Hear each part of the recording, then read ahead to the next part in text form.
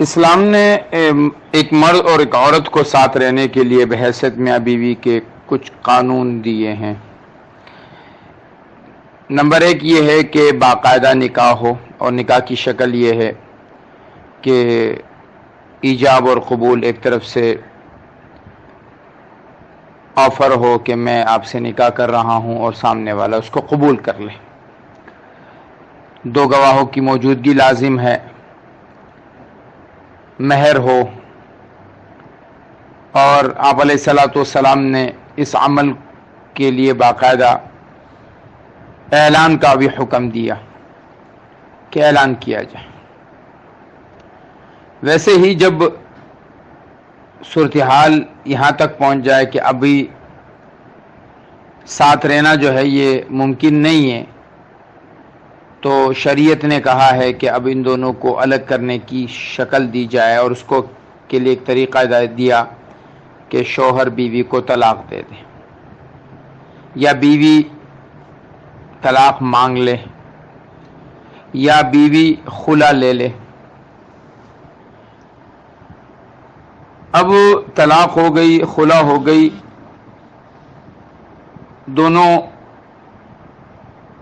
الگ ہو گئے،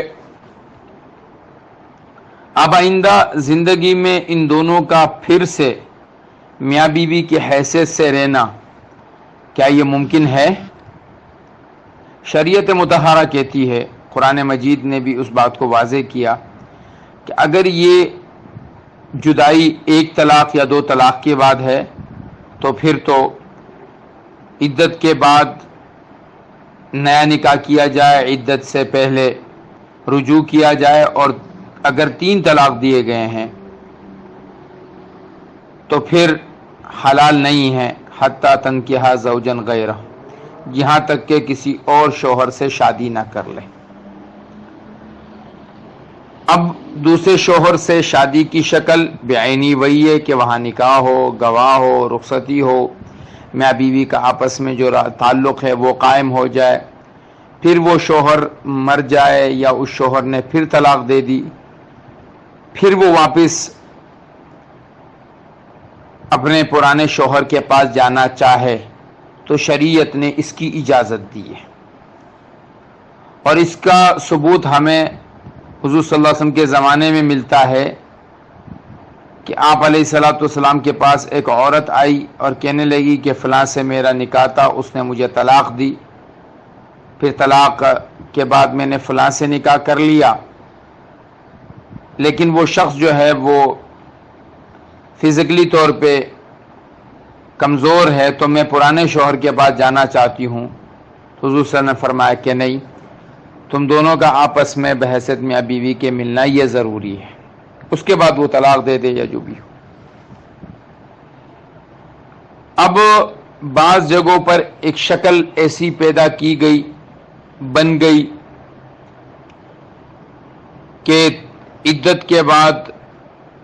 ایک شخص سے کہا گیا کہ بھائی آپ کا اس عورت سے نکاح کیا جائے گا، اور نکاح کے بعد 1 گھنٹے کے لیے آپ دونوں ایک کمرے میں الگ ہوں گے، اور الگ ہو 1 گھنٹے کے فوراً بعد پھر آپ کو اس کو طلاق دینی پڑے گی، اور اس کے بعد عدت گزار کے فلانے شوہر کے پاس جو ہے وہ عورت چلی جائے گی۔ اس کو حلالہ کہتے ہیں، ہمارے ہاں یہ مشہور بھی ہے، اور اس کے بارے میں حضور اکرم صلی اللہ علیہ وسلم نے فرمایا کہ حلالہ کروانے والے پر بھی لعنت، حلالہ کرنے والے پر بھی لعنت۔ اب یہ حلالہ چاہے پیسے دے کر کیا جائے کہ جس سے جو شخص ہے اس کو پیسے دیے جائیں، یا شرائط مقرر کیے جائیں، یا وقت کا تعین کیا جائے کہ 1 گھنٹہ 2 گھنٹہ، دن 2-3 ہو، باقاعدہ پلان بنایا جائے، یہ سب شریعت میں ناجائز ہے، ایسا کرنا ٹھیک نہیں ہے، لعنت کا مستحق ہے۔ لیکن اگر باقاعدہ نکاح ہو، نکاح کے بعد عرصے تک وہاں رہا جائے، اس کے بعد پھر وہ شوہر مر جائے یا وہ طلاق دے دے، اس کو بھی حلالہ کہا جاتا ہے، اور اسی کو شریعت نے جائز قرار دیا۔ تو موجودہ زمانے میں حلالے کی جو شکلیں ہمارے ہاں موجود ہیں، ان شکلوں کو علماء میں سے کوئی بھی جائز نہیں قرار دیتا، اور کوئی بھی اس کی اجازت نہیں دیتا۔